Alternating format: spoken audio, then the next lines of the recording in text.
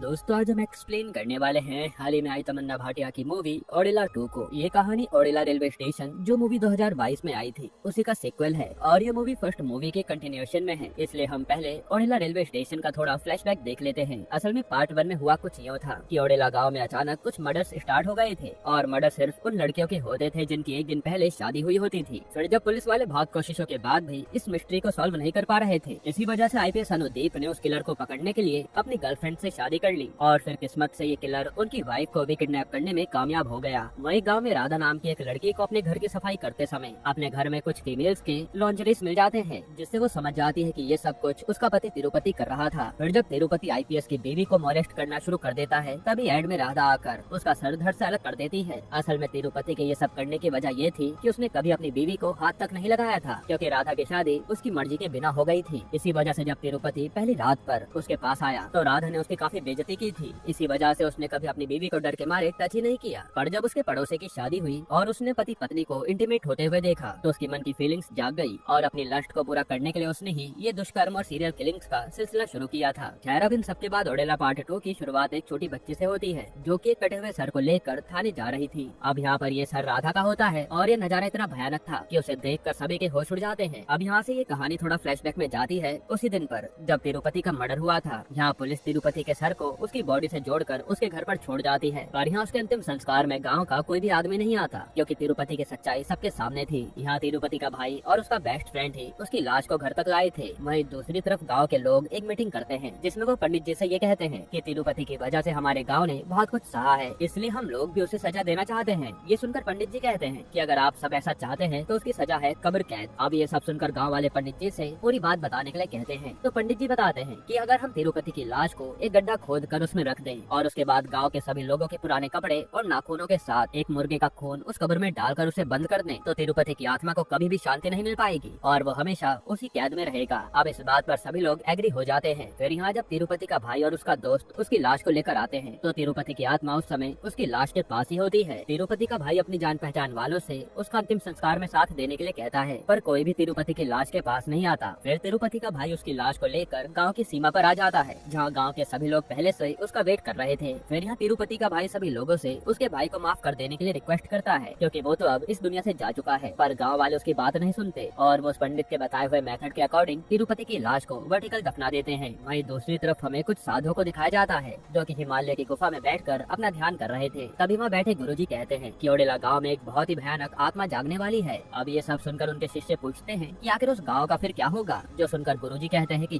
जब राक्षस का जन्म होता है तो उसका अंत करने के लिए दिव्य शक्ति भी धरती पर जरूर आती है। खैर, अब यहाँ से सीन 6 महीने बाद ओडेला गांव में शिफ्ट होता है, जहाँ आज एक अरसे बाद एक घर में शादी हो रही थी। फिर यहाँ रात में जब पंडित जी वहाँ शादी करवाने जा रहे थे तभी कुछ शराब पी रहे लड़के उन्हें रास्ते में मिल जाते हैं, जो पंडित जी को भी 2-2 पैग साथ में पीने के लिए कहते हैं। अब यहाँ शराब देखकर पंडित जी भी खुद पर कंट्रोल नहीं कर पाते और उनके साथ जाकर शराब पीने लगते हैं। फिर यहाँ उनमें से एक लड़का कहता है कि जिस लड़की की शादी हो रही है ना, वो मेरी लवर है, और वो गुस्से में ये तक कह देता है कि मैं आज रात उस लड़की के साथ दुष्कर्म करके उसे मार दूंगा, क्योंकि जब वो मेरी नहीं हो पाई तो किसी की नहीं होगी और इसका सारा इल्जाम तिरुपति की आत्मा पर आ जाएगा। तब ये सब सुनकर पंडित जी को काफी गुस्सा आता है और वो वहाँ से चले जाते हैं। तभी उन्हें टॉयलेट आती है तो वो रास्ते में ही टॉयलेट करने लगते हैं। हालांकि उन्हें ये बात पता नहीं होती कि वो जहाँ खड़े हैं वहीं पर तिरुपति की कब्र है। फिर जाते वक्त उन पंडित जी के पैर में कांटा लग जाता है, जिससे उनके ब्लड के कुछ ड्रॉप्स पृथ्वी पर गिर जाते हैं। फिर ये खून की बूंदें तुरंत ही तिरुपति की लाश तक पहुँच जाती है और ऐसा होते ही तिरुपति की आत्मा उस कब्र से आजाद होकर पंडित जी के शरीर में प्रवेश कर जाती है, क्योंकि वो तो इसी मोमेंट का वेट कर रही थी। अब जब वो पंडित जी शादी में जाते हैं तो दूल्हा और दुल्हन उनसे आशीर्वाद लेने के लिए आते हैं। तब यहाँ दुल्हन को देखकर तिरुपति की हवस फिर से जाग जाती है और वो एक बार फिर अपने सपनों को पूरा करने का सोचता है। फिर उस रात जब दूल्हा और दुल्हन अपने रूम में पहली रात मना रहे होते हैं तभी अचानक वो पंडित उनके रूम में आ जाता है और दूल्हे को मारने लगता है। ये देखकर दुल्हन जोर से चिल्लाती है, कहती है कि आप ये क्या कर रहे हैं। तभी तिरुपति कहता है कि मैं तुझसे अपनी प्यास बुझाऊंगा, क्योंकि तिरुपति अब जाग चुका है। और यह सुनकर वो दुल्हन वहीं शॉक्ड हो जाती है। वहीं पंडित के घर में घुसने की खबर पूरे गाँव में फैल जाती है, इसलिए पुलिस और सभी गाँव वाले वहाँ पर पहुँच जाते हैं। तब पुलिस पंडित को पकड़ कर ले जाती है और बहुत मारती है, पर यहाँ पंडित को तो कुछ भी याद नहीं होता, क्योंकि तिरुपति उसके शरीर से जा चुका था। हालांकि पुलिस तो उसकी बातों पर जरा भी यकीन नहीं करती। तभी पंडित उन्हें उस लड़के के बारे में बताता है जो उनसे दुल्हन को मारने की बात कर रहा था, जिसके बाद पुलिस उन लड़कों को भी पुलिस स्टेशन लाकर काफी अच्छे से खातिरदारी करती है, पर इसके बावजूद उनके हाथ में कुछ भी नहीं लगता। वहीं दूसरी तरफ अब तिरुपति की आत्मा पूरे गाँव में अपनी साइकिल लेकर घूमने लगती है। फिर हम अल्लाह बख्शू नाम के एक आदमी को देखते हैं जो बुरी आत्माओं को भगाने का काम करता है। वो एक लड़की जो की पोजेस्ट होती है उसके माता पिता को मुर्गी के मांस का एक टुकड़ा गाँव के बाहर रखाने को कहता है। अब जब लड़की के माता पिता उसी अकॉर्डिंग इस रिचुअल को परफॉर्म करते हैं, उसी रात वेंकटेश नाम का एक आदमी उसी रास्ते से गाँव वापस आ रहा होता है जहाँ उस लड़की के माता पिता ने वो रिचुअल किया था। और वो जो वहाँ देखता है वो देखकर उसके होश उड़ जाते हैं। उसने देखा कि तिरुपति की आत्मा कब्र से निकलकर उस मांस के टुकड़े को खा रही है। फिर अगले दिन वो एक शॉप पे आकर इस इंसिडेंट के बारे में बताता है और उसकी बातों पर कोई भी यकीन नहीं करता सिवाय अल्लाह बख्शू के। तभी वहाँ एक आदमी आता है और अपनी बेटे की शादी का कार्ड देने लगता है, जिस पर अल्लाह बख्शू कहता है कि क्या आपको मालूम नहीं है कि इस गाँव में क्या क्या हो रहा है। ये सुनकर वो आदमी कहता है कि अरे आप परेशान मत होइए, कुछ भी नहीं होगा। खैर अब इन सबके बाद उस लड़की की शादी का दिन भी आ जाता है। यहाँ शादी में गाँव के सरपंच आकर 116 रुपए देते हैं,